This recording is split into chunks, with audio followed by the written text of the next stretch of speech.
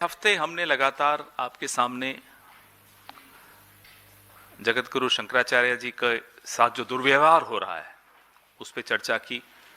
आप लोगों ने भी बहुत स्टोरीज की हैं, चलाया है, और अभी भी दुर्व्यवहार हो रहा है, अपमानित उनको किया जा रहा है, वो सब आपने देखा। साथ साथ एक और ज्वलंत मुद्दा यूपी से ही है। भैया प्लीज बंद कर दो दरवाजा। संभल में जो आपके सामने नजारे देखने को मिल रहे हैं, नारे लग रहे हैं, वकील आक्रोशित हैं। कोई ऐसा वर्ग इस देश में आपको नहीं मिलेगा जो परेशान नहीं है। वो छात्र हो, नौजवान हो, महिलाएं हो, किसान हो, मजदूर हो, संत हो, प्लीज क्या ये आवाजें, संत हो, मिडिल क्लास हो, वकील हो, कोई ऐसा वर्ग नहीं है जो इनसे परेशान नहीं है।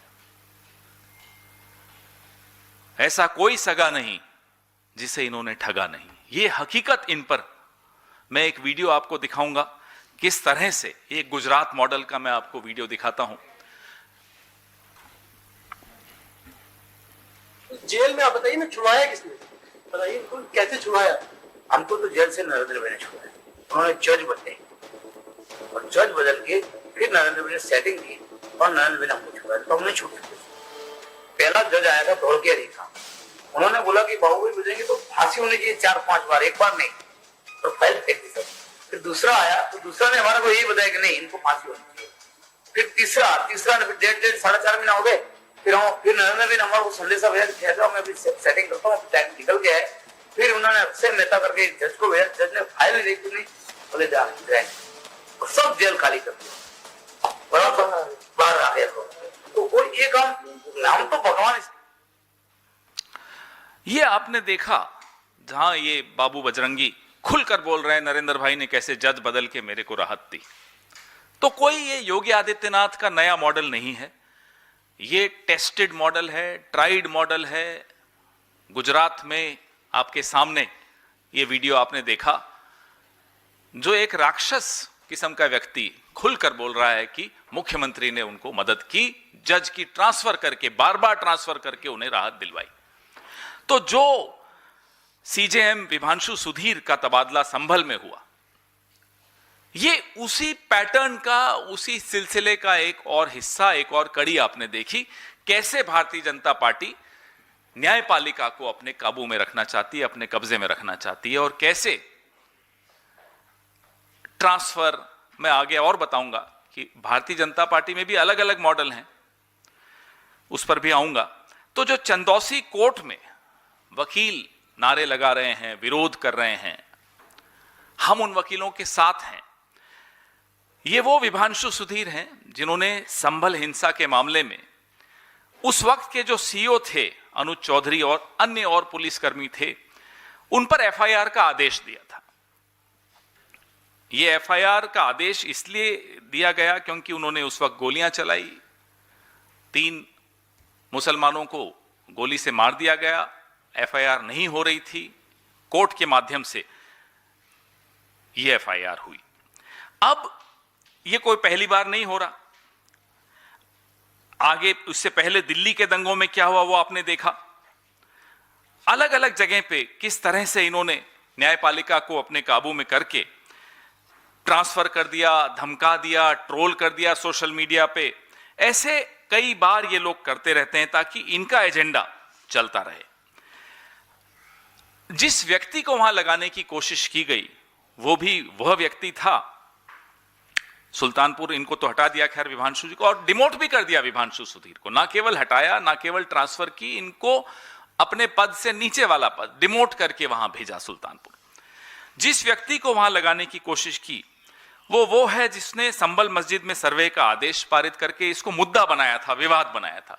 खैर आप लोगों का दबाव था, वकीलों का दबाव था, चुपचाप से ये ट्रांसफर कैंसिल कर दी जिस नए व्यक्ति को लाने की कोशिश की गई। हम और आप कोई केस लड़ते हैं, जाते हैं कोर्ट में किसी के खिलाफ, वकील से संतुष्ट नहीं होते तो वकील बदल देते हैं, लेकिन बीजेपी जज बदल देती है। ये अंतर है। हम और आप वकील बदलते हैं, बीजेपी जज बदलती है। मुरलीधरन, जस्टिस मुरलीधरन का आपने एक उदाहरण मैं आपको देना चाहता हूं। जब दिल्ली के दंगों में जस्टिस मुरलीधरन ने एफआईआर के आदेश बीजेपी के लीडर्स के खिलाफ पारित किए थे, आधी रात को जस्टिस मुरलीधरन का ट्रांसफर हो गया था, आधी रात को। अभी हमारे राजस्थान के जज थे जस्टिस दिनेश कुमार गुप्ता, उन्होंने प्रधानमंत्री के प्रिय मित्र गौतम भाई अदानी के खिलाफ कुछ जुर्माना लगा दिया, तो सजा उनको तुरंत मिली, 200 किलोमीटर दूर तुरंत ट्रांसफर हो गया। उदाहरण दे रहा हूं मैं आपको कि कैसे ये लोग एक मिनट में जिसके हाथ में इंसाफ का तराजू होता है उसको बांध लेते हैं, उसके हाथ को बांध लेते हैं। ये जो हमने देखा, गुजरात का उदाहरण मैंने आपको जो दिखाया, वो डीजी वंजारा हो, बाबू बजरंगी हो, माया कोडनानी हो, किस तरह से जज पे जज बदल के इनको राहत मिली। ये तो एक मॉडल है। मोटा भाई भी है एक, ये तो छोटा भाई का मॉडल है। मोटा भाई तो जज की ट्रांसफर कहीं और ही कर देते हैं, ज्यादा नहीं बोलूंगा। मोटा भाई का केस अगर किसी जज की अदालत में हो तो जज की मॉर्निंग वॉक बंद। वो किस गेस्ट हाउस में कहां रह रहा है, वहां क्या होगा, किसी को नहीं मालूम, तो वो ट्रांसफर कहीं और हो जाती है। तो ये जो मॉडल है, ये लोकतंत्र के लिए, इंसाफ के लिए, न्याय के लिए कितना घातक है, ये आपके सामने है। और मैं बहुत प्रसन्नता से कह रहा हूं कि वकील समुदाय, आजादी के आंदोलन में भी वकील समुदाय ने बहुत अग्रणी, सबसे अग्रणी भूमिका निभाई थी। और जब लोकतंत्र को, इंसाफ को, न्याय को बचाने के लिए मुहिम हमारे वकील समुदाय ने शुरू की है, उसका हम स्वागत करते हैं। जो संभल में हुआ, जो गुजरात में हुआ, जो दिल्ली में हुआ, जो जयपुर में हुआ, ये क्या दिखाता है? ये यही दिखाता है कि भगवान के बाद अगर कोई न्याय की उम्मीद किसी से करता है तो वो राजा से करता है। भगवान भी राजा के माध्यम से न्याय दिलवाता है। और जब राजा इस तरह का निकले कि वो न्याय के रास्ते में आ जाए, वो न्याय न मिलने दे, वो इंसाफ न मिलने दे, वो इंसाफ और न्याय दिलवाने के वक्त धर्म देखे, जाति देखे, भाषा देखे, पार्टी देखे, तो आप सोचिए कि लोकतंत्र कितने कम दिनों का मेहमान अब इस देश में बचा है। हम वकील समुदाय के साथ खड़े हैं क्योंकि वो न्याय की रक्षा में सड़क पर आज आंदोलन कर रहे हैं। उम्मीद करते हैं कि अजय सिंह बिष्ट उर्फ योगी आदित्यनाथ इस गुजरात मॉडल को यूपी में नहीं लाएं, ला चुके हैं वैसे तो, क्योंकि इस मॉडल से निश्चित मान लीजिए कि आम आदमी को न्याय की उम्मीद खत्म हो जाती है। उसको लगता ही नहीं है कि अदालतों में अब न्याय मिल सकता है। जिस तरह का हस्तक्षेप निचली अदालतों में, राजनीतिक हस्तक्षेप हो रहा है, जिस तरह का आतंक फैलाया जा रहा है जजेस में राजनीतिक पार्टी द्वारा, भारतीय जनता पार्टी द्वारा, उससे बहुत मुश्किल हो जाएगा आम आदमी को न्याय मिलना, बहुत मुश्किल हो जाएगा लोकतांत्रिक परंपराओं का जीवित रहना। आपके सवाल।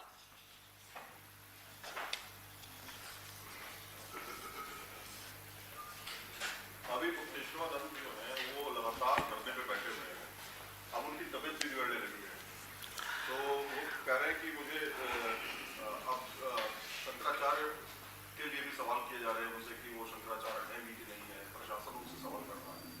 तो क्या आप लोगों का कोई डेलीगेशन उनसे मिलेगा? हमारा डेलीगेशन मिला है। हमारे प्रदेश अध्यक्ष उत्तर प्रदेश के अजय राय जी और अन्य नेता उनसे जाकर मिले हैं और लगातार संपर्क में भी हैं। बात यह नहीं है कि वो धरने पर बैठे हैं, जाहिर सी बात है वो चिंता का विषय है, लेकिन संविधान की तमाम जो नियम हैं, जो कानून हैं, जो प्रावधान हैं, उन सबको आप दरकिनार रखते हुए आप हस्तक्षेप कर रहे हो मठ में, आप हस्तक्षेप कर रहे हो धर्म में, आप सर्टिफिकेट बांट रहे हो कि साहब कौन सरकारी शंकराचार्य होगा। इस तरह से नहीं होता है। जो जिनको हमने चुना था, जिनको वोट आप लोगों ने सबने दिया था देश चलाने के लिए, वो देश तो आप देख ही रहे हैं कैसा चला रहे हैं। अब वो धर्म भी चलाना चाहते हैं, वो देश भी चलाना चाहते हैं, देश भी तबाह करना चाहते हैं, धर्म में भी हस्तक्षेप करके उसकी सारी परंपराओं को तबाह करना चाहते हैं। ये हम नहीं होने देंगे। सर, ये जो आप वोट वाला मसला उठा रहे हैं, आपने कहा कि हम लोग वकीलों के साथ हैं, तो क्या आप लोगों का जो लीगल डिपार्टमेंट है वो उनके साथ मिलकर कोई आगे की कानूनी कार्रवाई करने की हम उनसे संपर्क में हैं। जैसी भी उन्हें आवश्यकता रहेगी, राजनीतिक दल की हैसियत से हम एक अहिंसक आंदोलन में उनके साथ हैं। सर, शंकराचार्य और जो आपकी पीसी है उस पे ही एक सवाल है कि अभी कुछ देर पहले स्वामी अभिमुक्तेश्वरानंद ने ये बात कही कि यूपी का जो सीएम है वो योगी आदित्यनाथ को नहीं बल्कि केशव प्रसाद मौर्य को होना चाहिए। और उन्होंने ये भी कहा कि सीएम की तुलना जो है उन्होंने मुगलों के शासन से कर दी है और बोले कम से कम इनके जैसा तो सीएम नहीं होना ही चाहिए। भाई, जब जो उन्होंने कहा उस पर मैं टिप्पणी नहीं करूंगा, लेकिन शाही स्नान को तो मुगल भी नहीं रोकते थे, अंग्रेज भी नहीं रोकते थे। किसने रोका? शंकराचार्य जी को शाही स्नान करने से किसने रोका? आने वाली पीढ़ियों पर के लिए जब ये कौन बनेगा करोड़पति और इस तरह के आएंगे ना सीरियल, ये सवाल पूछा जाएगा। शाही स्नान में शंकराचार्य जी को स्नान करने से किसने रोका? ए मुगल, बी अंग्रेज, सी कांग्रेस, डी बीजेपी। जवाब डी आएगा, उसमें कोई कॉल अ फ्रेंड भी नहीं होगा। सर, मेरा सवाल है, तेजपाल सिंह नाम मेरा। सर, सामाजिक जीवन में हम संतों का बहुत सम्मान करते हैं, लेकिन अब देखा जाए नॉर्मल व्यक्ति को लगता है कि संतों के पास जाओ, पैर छुओ, आशीर्वाद लो, होता भी है, सब लोग करते हैं, चाहे वो किसी भी धर्म के धर्मगुरु क्यों ना हो। बिल्कुल सही। लेकिन जब एक साधारण सा पुलिस वाला जो लोगों के टैक्स के पैसे से सैलरी लेता है, आम नागरिक के पैसे से, अगर वो जूतों से रगड़ देता है और उसका कुछ भी नहीं होता, तो इसका मतलब संतों से ज्यादा सम्मान तो उनका होना चाहिए। कम से कम जूतों से रगड़े तो नहीं जाएंगे।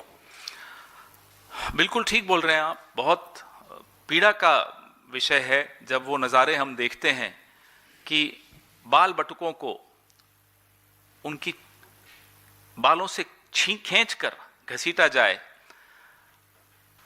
तो दुख होता है। बचपन से हम सबको यही सिखाया गया है, जो आपने कहा कि धर्मगुरु हो, कोई किसी धर्म का, कोई पीर पैगंबर हो, कोई साधु संत हो, कोई हो, हम उनको सम्मान करते हैं, हम अपना सर झुका लेते हैं। यहां तो शंकराचार्य जी के शिष्यों के साथ जो दुर्व्यवहार हो रहा है और जिस तरह से अपमानित उन सबको किया जा रहा है, उससे हम सब आहत हैं। किसी पुलिस वाले की इतनी हिम्मत नहीं होती है जब तक राजनीतिक नेतृत्व ने उसको ये आदेश नहीं दिए हों। तो सवाल राजनीतिक नेतृत्व पर, खास तौर पे उस राजनीतिक नेतृत्व पर उठने जरूरी हैं जो धर्म की आड़ में छिपकर वोट मांगता है, जो धर्म का दुरुपयोग करके वोट मांगता है, जो धर्म का इस्तेमाल करके विवाद पैदा करता है। तो यह सवाल इसीलिए हम राजनीतिक नेतृत्व से, नरेंद्र मोदी से, अमित शाह से, आदित्यनाथ से, अजय सिंह बिष्ट जिसका नाम है, उन सब से पूछ रहे हैं। किसानों ने जब आंदोलन किया था तो किसानों को खालिस्तानी सिद्ध किया गया, देशद्रोही सिद्ध किया गया। जहां जहां आंदोलन, छात्रों ने आंदोलन किया तो छात्रों को राजनीतिक सिद्ध किया गया। अभी शंकराचार्य जो संत हैं उन पर भी सवाल उठाया जा रहा है कि शंकराचार्य हैं या नहीं। इसका मतलब यह है कि कल को अगर कोई रिक्शे वाला भी सवाल करता है इनसे किसी पॉलिसी को लेकर के, और लोकतंत्र हमें अधिकार देता है, लोकतंत्र हमें अधिकार देता है कि हम चाहे कुछ भी हों, यहाँ देश का प्रधानमंत्री और मैं दोनों ही बराबर हैं वोट के हिसाब से। तो ऐसी स्थिति में तो कोई भी व्यक्ति सवाल पूछ नहीं पाएगा। इसमें उदाहरण, नोएडा में सेक्टर 50 में घटा 150 में लड़के का खत्म हुआ, वहाँ एक डिलीवरी बॉय जो बहुत छोटी सी कमाई करने वाला होगा, जितने हम लोग अपने फ्लैटों को रेंट देते उतना कमाने वाला व्यक्ति उसकी मदद के लिए तैयार हो गया। वहाँ पूरा प्रशासन और पुलिस मौजूद था। मतलब मुझे दर्द है, मुझे नहीं, हर व्यक्ति को दर्द होगा कि 27 साल का लगभग मेरा छोटा भाई है, उसके साथ घटना हो जाए तो क्या स्थिति होगी। और जब उस लड़के को आज जो जिसने मदद की थी उसने पुलिस के खिलाफ जब बोल दिया था तो उसको 100 से ज़्यादा कॉल्स आए हैं पुलिस के, प्रशासन के, और उसकी आवाज़ को दबाने का प्रयास किया जा रहा है। आज का उसका अखबार में स्टेटमेंट है कि वो नौकरी छोड़ दी उसने। जो तो क्या लगता है, ऐसे तो कोई व्यक्ति खड़ा नहीं होगा। आप जो कह रहे हैं, पिछले 11-12 साल से लगातार यही उदाहरण मिलते हैं देखने को। सवाल पूछना, सवाल इनको पसंद नहीं आते, सवाल पूछने वाले इन्हें पसंद नहीं आते। कोई सवाल पूछ ले इनसे, इनकी नीतियों के खिलाफ, तो ये उसको देशद्रोही सिद्ध करके रहेंगे।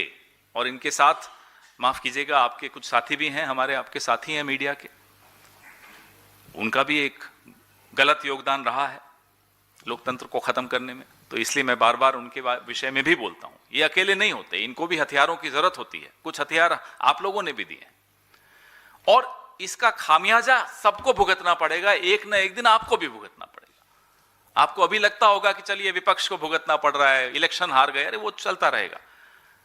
उससे कहीं ज्यादा हार हम सबकी हो रही है, एज अ सोसाइटी हो रही है, समाज की हो रही है, नौजवानों की हो रही है, सबकी हो रही, कोई नहीं बचेगा।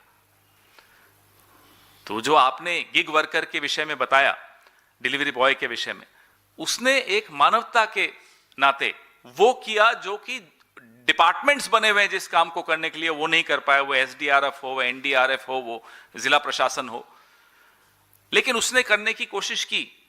उसके बाद उसको सजा देना, इसको परेशान करना, उसको प्रताड़ित करना, इतना प्रताड़ित करना कि अब बेचारे ने नौकरी छोड़ दी। तो ये किस तरह का उदाहरण हम दे रहे हैं समाज में कि आंख बंद करो, मुंह बंद रखो, कान बंद रखो, सरकार जो कर रही है, कह रही है, उसको होने दो, सवाल मत पूछो, हस्तक्षेप मत करो, उंगली मत उठाओ। इसीलिए हम परेशान होकर बार बार आपकी शरण में आते हैं कि उंगली उठाना जरूरी है, सवाल पूछना जरूरी है, नहीं तो एक न एक दिन आपकी बारी भी आएगी। सर इस पे रहिए ना यार, क्या शशि थरूर करते हो। सर एक द इकोनॉमिस्ट पत्रिका है, उन्होंने एक आर्टिकल लिखा है जिसमें यह कहा है कि 2024 के इलेक्टोरल रिवर्स के बावजूद भारतीय प्रधानमंत्री डोमिनेंट है और रिकवरी पर है। कैसे देखते हैं इस लेख को? मैं बड़ा खुश होता जब किसी ऐसी विदेशी पत्रिका ने डिवाइडर इन चीफ बोला था, तब भी ये सवाल आता। जब विदेशी पत्रिकाएं इनके पक्ष में कुछ लिख देती हैं या लिखवा दिया जाता है उनसे, तब आप लोग सब सवाल पूछते हैं। देखो देखो, इकोनॉमिस्ट ने सर्टिफिकेट दे दिया मोदी जी को। ऐसे सर्टिफिकेट इनके खिलाफ भी बहुत दिए हैं, तब भी सवाल पूछ लिया कीजिए, हम भी जवाब तब दे देंगे। Sir, yesterday Rahul Gandhi had shared a video of having a conversation with the textile exporters. He basically questioned about the US tariffs. BJP is saying that the numbers are showing a completely different picture. We have been called as the fastest growing economy. Giriraj Singh has openly given a challenge to Rahul Gandhi to have a debate, otherwise apologize for making this statement. Look at the situation of the politics of this country. Giriraj Singh is asking us for a debate. He wouldn't know anything about his own department, about his own constituency. I challenge it. You and I will know more about his constituency than him. Fact of the matter is that it's a series of misadventures that have destroyed local production, local manufacturing, MSMEs. Series of misadventures. The latest one is, of course, the tariff by US.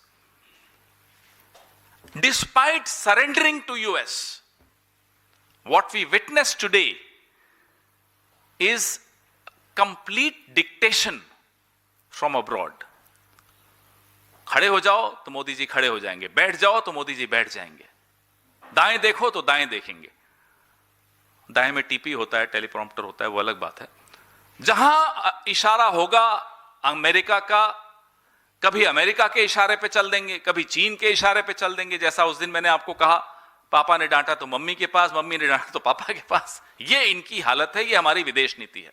So what was wrong in what Rahul Gandhi said? What he said is a tragedy of our manufacturing sector, and I am glad that in our politics today the Congress party is raising issues that actually matter to every single Indian.